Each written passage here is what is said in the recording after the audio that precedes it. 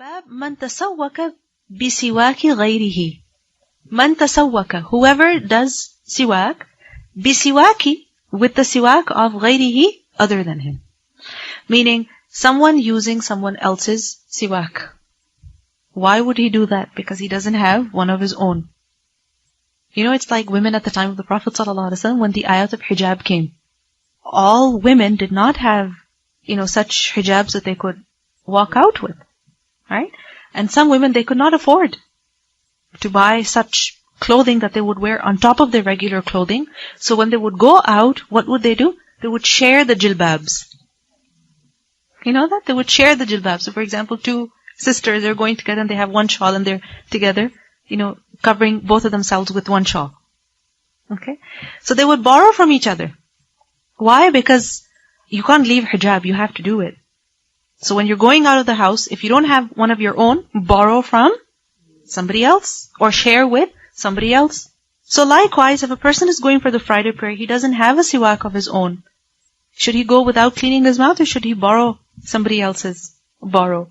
But don't compare a siwak with a toothbrush. Okay? Because this hadith will further explain. Okay? First of all, a toothbrush is made with plastic bristles, right? Whereas a siwak, it's such that it naturally cleans itself. Okay? It's naturally antibacterial, you can say. And besides, a siwak, you can always break it.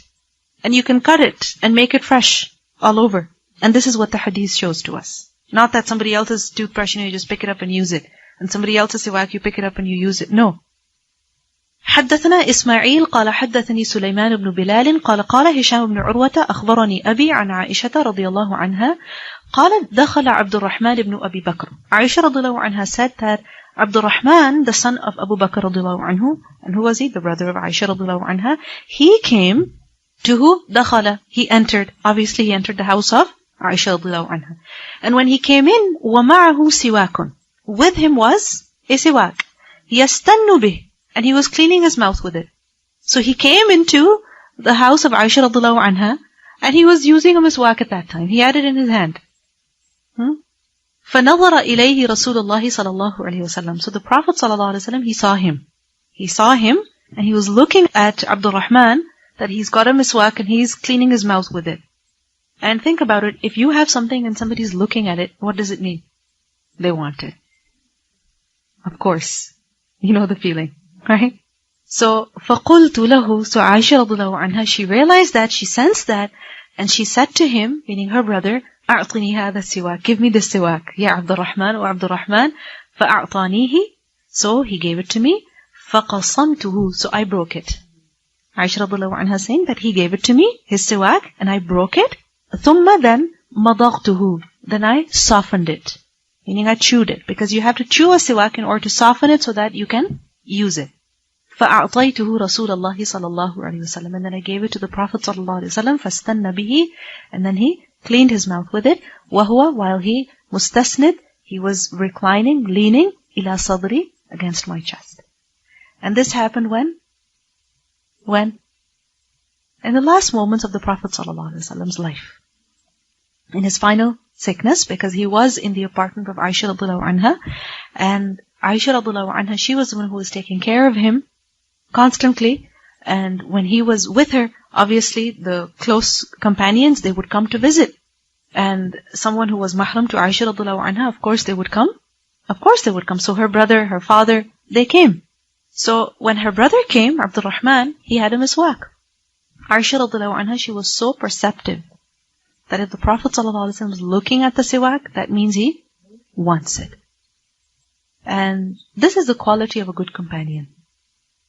Companion, I said, not just wife, but even a friend, a sister, a mother, even a husband, in whatever capacity. When you're with someone, then, when you love them, that love makes you perceptive.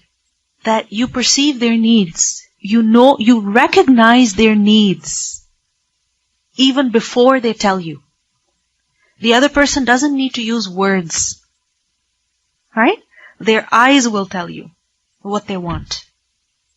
And when you love someone in this way, and when you sincerely want the best for another person in this way, it is only then that you can benefit them. So Aisha radiallahu anha, she was so perceptive. She understood what the Prophet ﷺ wanted, and without even the Prophet ﷺ asking, she got the miswak for him. Now we see here that she took the miswak, she broke it, and then she chewed it in order to soften it. And then she gave it to the Prophet ﷺ. Notice she didn't rinse it before giving it to him. Even though it was fresh, unused, but still it had been in her mouth because she was chewing it and softening it. Because Aisha radiallahu anha and the Prophet ﷺ, they loved each other so much that there would be times when Aisha radiallahu anha would take a piece of meat and bite it, and she would put it down, and the Prophet ﷺ would pick it up and bite it from the same place where she had bitten it. So they had this level of comfort with each other because they loved one another. So Aisha radiallahu anha knew that if she chewed the miswak for him, he wouldn't mind. Not even a little bit. And this just shows how loving the Prophet ﷺ was as a husband. And how caring he was. And how Aisha radiallahu anha was also very loving. Because sometimes, women have this complaint that my husband is not loving.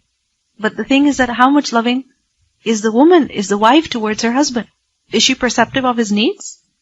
Or does she stay in the house as if he's not even there? Sometimes you're sitting before the other and they're eating and they're looking here and there. You know they need water. But sometimes what happens, we think to ourselves, why should I have to get up? He can also get up. I laid the whole table. I prepared the food. This is not India, where the wife is serving her husband. This is Canada. Men even have to help themselves. Whatever it is, when you love someone, you want to serve them. Okay? And it's both ways. It's always a two-way street. If you want your relationship to improve with anybody, whether it is your spouse or your children, anybody, start serving them. Show them your love. Show them that you care for them. Give them attention. Notice their needs. Be sensitive towards them. And then you will receive the love and attention. We demand, and we don't get anything. And that actually makes a relationship much worse. But when a person is giving, that will make the relationship healthy. Yes, there are times, those situations when a person feels that he's being abused. His love is being abused, or the service that they're giving is being abused. Okay, it can be in certain situations, but generally, people are not that hard-hearted. Generally. And even the most hard-hearted people, what happens with them? There are moments when they soften up. They will admit. They will acknowledge. So in whatever capacity you are, whether as a daughter or a daughter-in-law, or a wife or a mother, when you're serving others, because generally this falls on the shoulders of women, right? Serving others. So when this comes on you, don't take it as a burden. Just be loving. And inshallah you'll receive the love. But then we also learn from this that the saliva of a person is clean. Okay? It is tahir. It's not najas. It is not impure. It is clean. Because if it was impure, Aisha radiallahu anha would not have given the miswak to the Prophet sallallahu alaihi wasallam. Then we also see over here that one of the last things the Prophet sallallahu alaihi wasallam did before his death was he cleaned his mouth. He did this for every salah, right? And for the night prayer, for the jummah salah, and also before his death. Because salah is a meeting with Allah subhanahu wa ta'ala. It is a time when the angels come and witness your recitation, your prayers, your du'as. They witness it. So much so that when a person is reciting the Qur'an in his salah, the angels, they draw very, very close. They directly take in the recitation of the mouth, from the mouth of the reciter to their own mouth. They just take it. They love the recitation of the Qur'an. And death is also what? The angels come to take the soul of a person for his meeting with Allah subhanahu wa ta'ala. So the Prophet ﷺ, he was clean physically also when he died, when he passed away. الَّذِينَ تَتَوَفَّاهُمُ الْمَلَائِكَةُ طَيِّبِينَ. Those whom the angels take their souls at the time of death while they are clean. Clean how? Spiritually as well as physically. Then we also see over here that the Prophet ﷺ, he died in her house. Right? I mean, not directly from this hadith, but the fact that the Prophet ﷺ was in the house of Aisha عنها.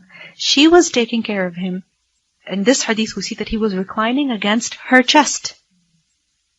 Reclining against her chest, leaning against her. Like she was supporting him because he was not able to sit up himself. And the Prophet ﷺ died in her house and on her lap, while his head was on her lap. And on her day, and this shows to us the fadila, the high rank of Aisha radiallahu anha. And this shows to us that if we are ever given the opportunity to serve someone and serve them really at their last time, at their last moments, then it is a great opportunity. Also, one more thing I want you to notice. The Prophet ﷺ is reclining against Aisha radiallahu anha and her brother walks in. What does Aisha radiallahu anha do? Go 2 feet away from the Prophet ﷺ? What does she do? She stays where she is. She's not embarrassed by it. Because it's not considered appropriate in certain cultures or in certain households if a husband and wife are sitting next to each other even. Or if they show that they know each other. That they should treat each other as if they are strangers. That the husband has returned from a trip and the wife wishes to shake hands with him or at least hug him or something, show some kind of happiness that I'm glad to see you. But no. You stay where you are and I stay where I am. And hi, hello, from far. And that's, we can communicate over text messages. There's no harm as long as this interaction or physical contact is appropriate. And this is perfectly appropriate. She's sitting and the Prophet ﷺ is reclining against her because she is supporting him. So likewise, if a woman is sitting next to her husband at the dinner table, there's no harm. If she shakes hands with him in front of her father, there's no harm. Okay? If they touch each other, there's no harm. Don't act like you are strangers. باب ما يقرأ في صلاة الفجر يوم الجمعة.